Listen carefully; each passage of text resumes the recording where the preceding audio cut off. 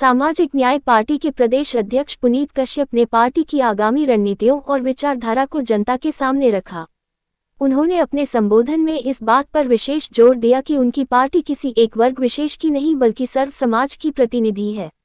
हमारी पार्टी सर्व समाज के हितों की लड़ाई पूरी मजबूती से लड़ेगी।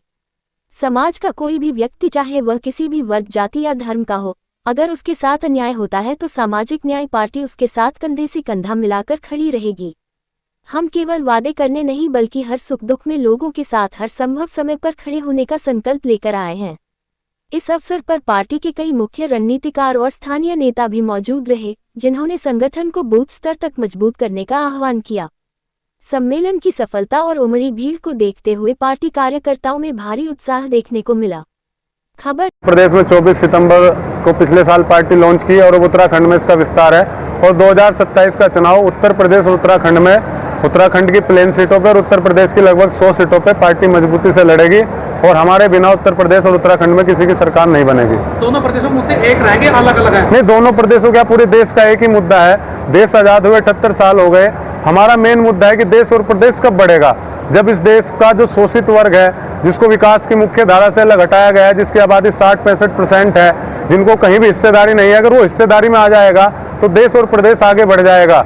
आज आप देखो, कुछ ही % लोगों पे इस देश का पैसा है, कुछ ही % लोगों पे इस देश का व्यापार है, कुछ ही % लोगों शासन प्रशासन में है। तो जब तक देश के हर एक व्यक्ति की भागीदारी नहीं होगी, प्रदेश के हर एक व्यक्ति की भागीदारी नहीं होगी, तो हमारी लड़ाई है देश की हर चीज में हर वर्ग की भागीदारी हो, जब भी देश और प्रदेश आगे बढ़ेगा। एक छोटा सवाल हो रहा है, तो कोई ना कोई छोटा होता है। जब बच्चा पैदा होता है, हर बच्चा छोटा होता है, माँ के गर्भ में होता है, 9 महीने बाद वो पैदा होता है और एक दिन वो पता नहीं कोई डॉक्टर बनता है, कोई इंजीनियर बनता है। कभी भाजपा भी बहुत छोटी सी पार्टी थी, जनसंघ थी, फिर बीजेपी 1984 में बनी, 2 सीटें आई, कांग्रेस भी बहुत छोटी। तो ये शुरुआत है और मजबूरी में बनानी पड़ी छोटी पार्टी भी। अगर भाजपा और कांग्रेस इन जातियों का, जिनकी आबादी 60% है, पिछड़ा पाल, सैनी, कश्यप, नाई, जोगी, गडरिया, विश्वकर्मा, बंजारा, वाल्मीकि, खटीक, धोबी, पासी, जिनकी 65-60% आबादी है, अगर वो इनका हिस्सा दे दी होती, इतनी बड़ी पार्टी इन्हीं लोगों ने तो बनाई, क्योंकि लोकतंत्र है और पार्टी बड़ी बनती है वोट से, और इन्हीं के वोट से बड़ी बनी। तो अगर ये हिस्सा दे दी होती तो आज ये छोटी पार्टी दोबारा क्यों बनती?